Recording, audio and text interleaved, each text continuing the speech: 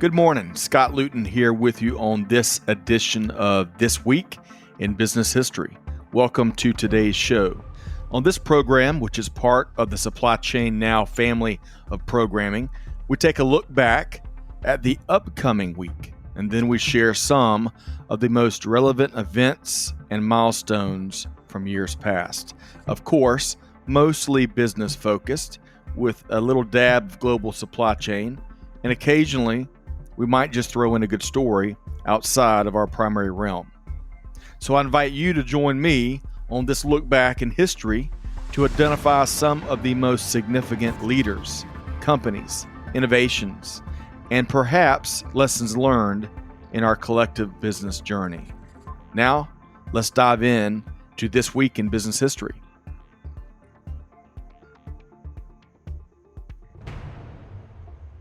Hello and thanks for joining us. I'm your host, Scott Luton, and welcome to this edition of This Week in Business History for April 19th.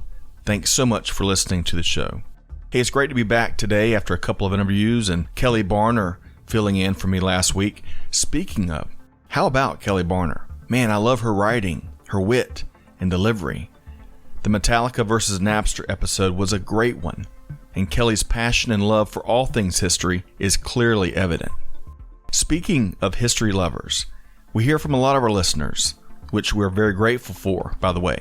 I try to personally respond to each message.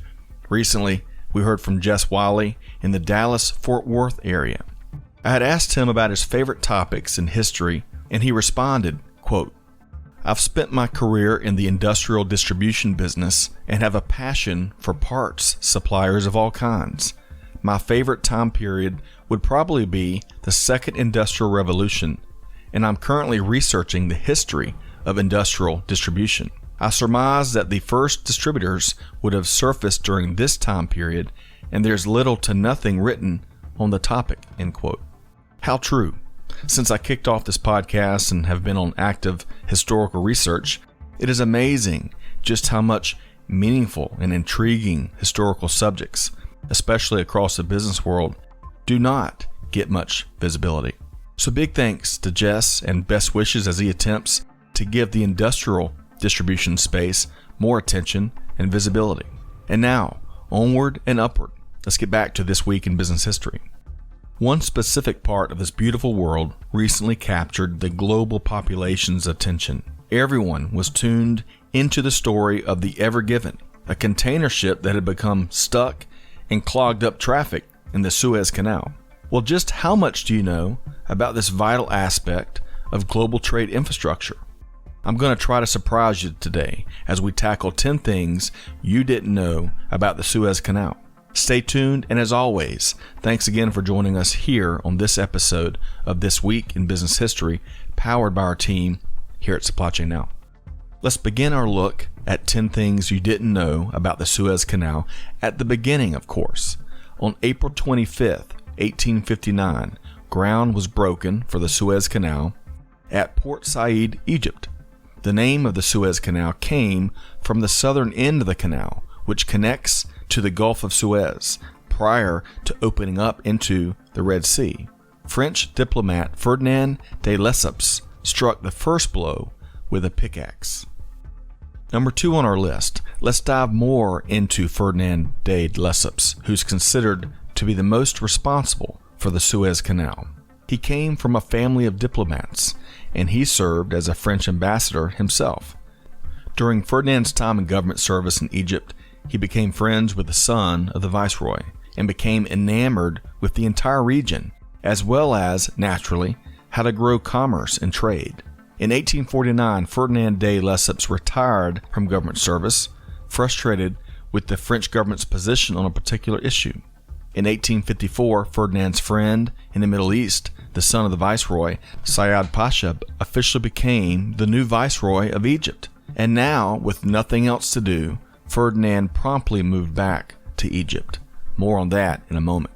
Number 3 on our list, the earliest notions of a canal linking the Mediterranean and Red Sea. This was not a concept born in the 19th century.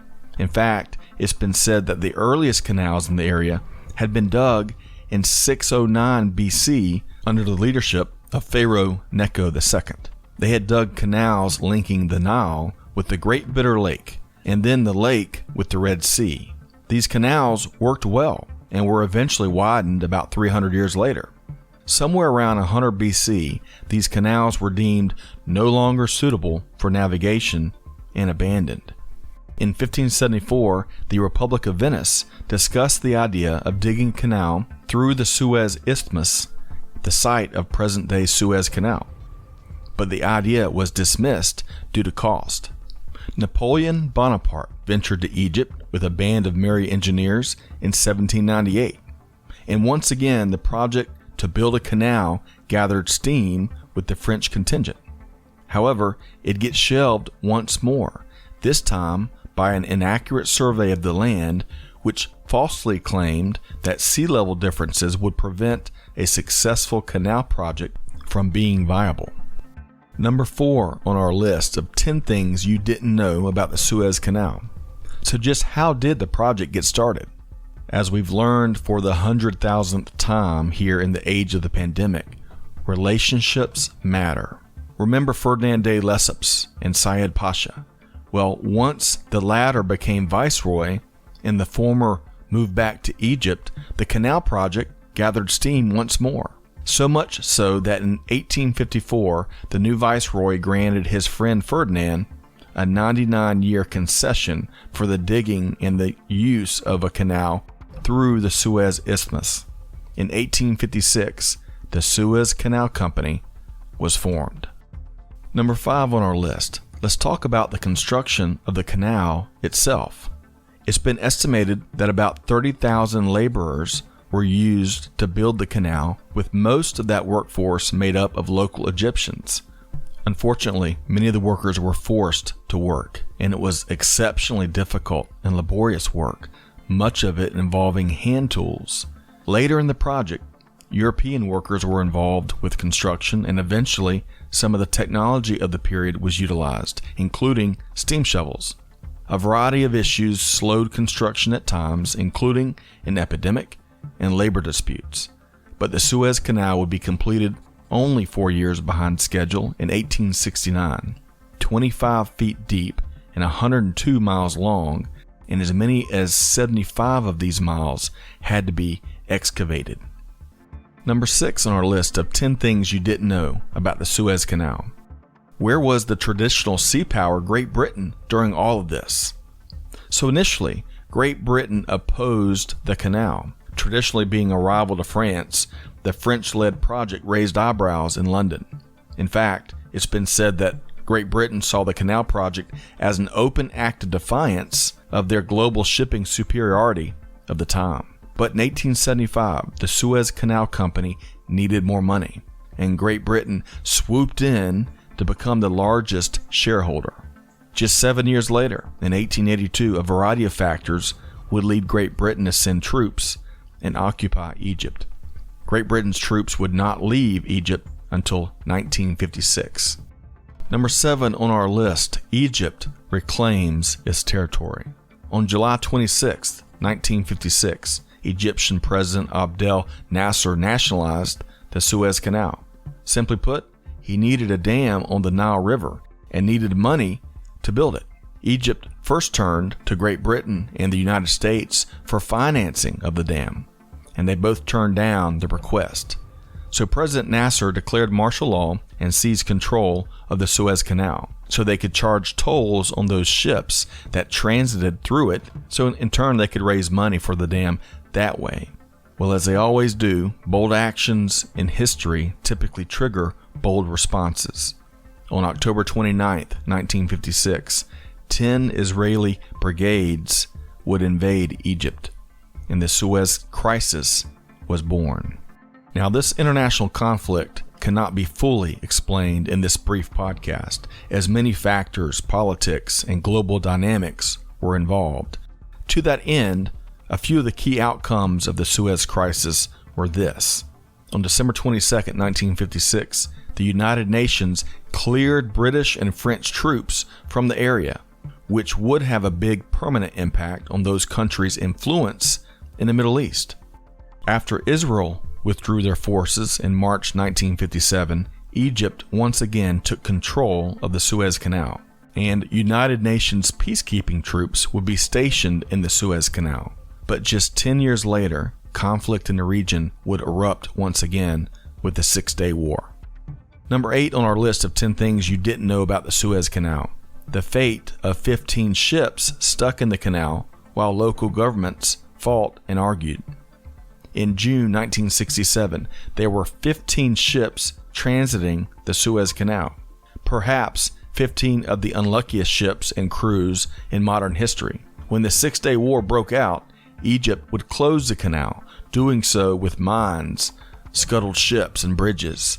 These actions would trap all 15 ships for years. In fact, this flotilla would be named the Yellow Fleet due to desert sands that would eventually coat the vessels. In October 1967, the crews of 14 of the stuck ships would meet aboard one of the stranded vessels to form the Great Bitter Lake Association. Talk about one of the most unique HOAs ever. Remarkably, the ships would be stuck in the canal for 8 years, finally becoming freed in 1975.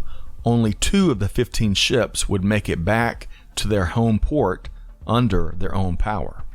Number 9 on our list. On the heels of a successful project, you would think Ferdinand de Lesseps would kick up his heels and enjoy his fortune. Unfortunately for him, Ferdinand had other ideas. First, it's important, I think, to survey Ferdinand's strengths. He wasn't an engineer, so it wasn't his technical prowess that made the Suez Canal happen, but rather, he was a skilled politician, facilitator, and deal maker. 10 years after the opening of the Suez Canal, and in Ferdinand's 74th year, he turned his attention to a Suez Canal of sorts in the Western Hemisphere. Ferdinand de Lesseps would be chosen to lead the Panama Canal, which he envisioned as a sea-level canal just like the Suez Canal had been. Work would begin in 1881, but after 8 years of little gains, a French court would charge and convict Ferdinand de Lesseps and his son Charles with mismanagement. Tens of thousands of workers would lose their lives, and hundreds of thousands of investors would lose their savings due to what became known as the Panama Affair. The hero of the Suez Canal would become the scoundrel of the Panama Canal, and Ferdinand would be fined and threatened with imprisonment. Eventually, the United States would become involved in the Panama Canal construction, and the rest, as they say, is history. And finally, number 10 on our list of 10 things you didn't know about the Suez Canal, let's look at more recent history. In 2015, expansion of the Suez Canal was commissioned by the Egyptian government to the tune of $8.5 billion. President Sisi predicted that the expansion project would more than double revenue from $5 billion at the time to more than $13 billion by 2023. The project included widening of certain parts of the canal and added a new shipping channel in the northern part of the canal. It didn't help the Ever Given, which had gotten stuck in the southern part of the canal, which was untouched by the expansion project. And the expansion has yet to deliver on the ROI promised. Revenues in 2020 were only $5.6 billion. Even viewed through the pandemic lens, not sure if there are any signs of approaching $23 billion anytime soon. In fact, some trade analysts don't project a rosy future for growth at the Suez Canal anytime soon due to shifts in global shipping patterns and other waterway projects and developments. Despite it all, the Suez Canal remains a true modern engineering marvel and a key component of the global supply chain infrastructure. Well, that just about wraps up this edition of This Week in Business History. Hey, big thanks to you, our listener, for tuning into the show each week. Be sure to let us know how we're doing. We'd love to earn your review on Apple Podcasts or any other podcast channels. In fact, that helps us get the word out much better. On behalf of the entire team here at This Week in Business History and Supply Chain Now, this is Scott Luton, wishing all of our listeners nothing but the best. Hey, do good, give forward, and be the change that's needed. And on that note, we'll see you next time here on This Week in Business History. Thanks, everybody.